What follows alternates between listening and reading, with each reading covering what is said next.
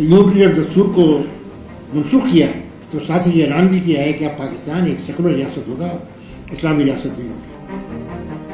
کہ صدر ملٹان نے یہاں تک کہا تھا کہ وہ سب لوگ جو اسلامی دستور کی بات کرتے ہیں ان کو کشتیوں میں بٹھا کر بحیرہ عرب میں ڈالتے. ایوب نے 1962 میں جو آئی محمد ایوب خان کے نام سے یہ دستور دیا تھا تو اس کا نام اسلامک ریپبلک پاکستان کے بجائے ریپبلک پاکستان. یہی چیز آپ کو 73 کانسٹیٹیوشن ملے گی. اس کا پہلا ڈرافٹ جو آیا اس میں اس کو سوشلسٹ ریپبلک آف پاکستان قرار دیا گیا.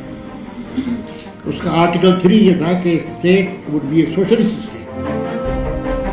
جدوجہد کا نتیجہ تھا کہ دستور ان تمام فقوں کو لایا جو 56 دستور میں تھی اس سے بہتر شکل میں لایا. اور ہم یہ کہہ سکتے ہیں کہ 73 کا دستور بنیادی طور پر ایک اسلامی دستور ہے.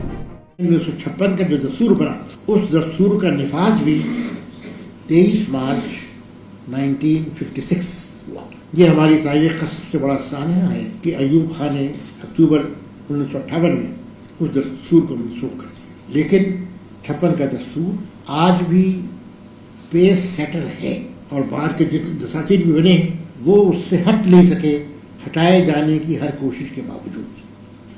ایوب نے جب دستور کو منسوخ کیا تو ساتھ ہی یہ اعلان بھی کیا ہے کہ اب پاکستان ایک سیکولر ریاست ہوگا، اسلامی ریاست نہیں ہوگی. بلکہ صدر ملٹان نے یہاں تک کہا تھا کہ وہ سب لوگ جو اسلامی دستور کی بات کرتے ہیں ان کو کشتیوں میں بٹھا کر بحیرہ عرب میں ڈالتے. یہ اس کے الفاظ.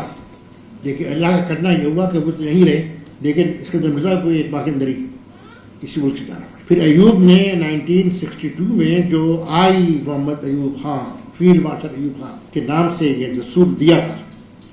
آپ کو معلوم ہے کہ اس کا نام اسلامک ریپبلک پاکستان کے بجائے ریپبلک پاکستان تھا. اور اس میں سے قرارداد مقاصد کے جو دینی پہلو تھے وہ نکال دیے گئے. اور 56 کے دستور میں جو یہ فقرہ تھا کہ کوئی قانون سازی قرآن و سنت کے مطابق خلاف نہیں ہوگی یہ نکال دیا گیا. 62 میں اس نے دستور نافذ کیا ہے. اس کے 3 مہینے نئی اسمبلی بنی ہے اور اس اسمبلی کے اندر جو پہلی ڈبیٹ ہوئی ہے بڑی وہ پولیٹیکل پارٹیز ایکٹ میں ہوئی ہے. اور اس پولیٹیکل پارٹیز ایکٹ میں اس اسمبلی نے لڑ کر کے یہ شق قانون کا حصہ بنائی کہ پاکستان کی ہر پولیٹیکل پارٹی کے لیے لازمی ہوگا کہ وہ اسلامک آئیڈیالوجی سے مطابقت رکھے اور اس کے خلاف کوئی اقدام نہ کرے. بڑی اس پر بحث ہوئی.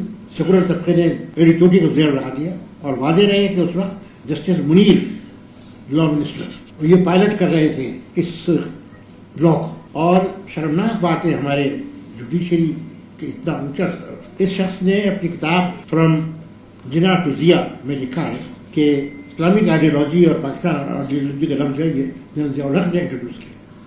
اور اس کے بعد سے لبرل لیفٹسٹ لابی ہے جو یہ بکواس کرتی ہے.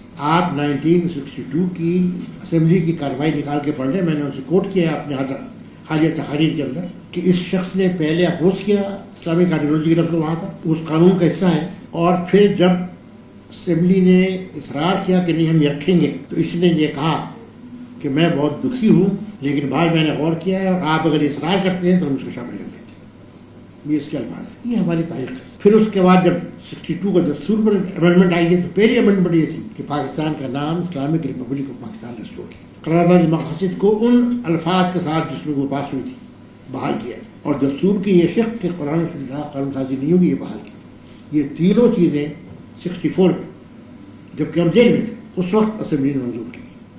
تو فرار کی پوری کوششیں ہوئی. 56 کا کانسٹیٹیوشن آج بھی پریویل ہے ان تمام کے دن. پھر یہی چیز آپ کو 73 کانسٹیٹیوشن ملے گی. اس کا پہلا ڈرافٹ جو آیا اس میں اس کو سوشلسٹ ریپبلک آف پاکستان قرار دیا گیا. اس کا آرٹیکل 3 یہ تھا کہ state would be a socialist state. لیکن پیپلز پارٹی میجورٹی میں تھی.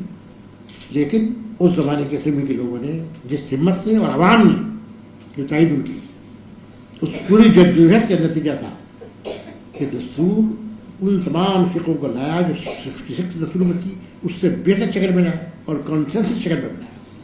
اور ہم یہ کہہ سکتے ہیں کہ 73 کا دستور بنیادی طور پر ایک اسلامی دستور ہے، ایک جمہوری دستور ہے، ایک فلاحی دستور ہے اور ایک فیڈرل دستور. یہ چاروں خوبیوں سے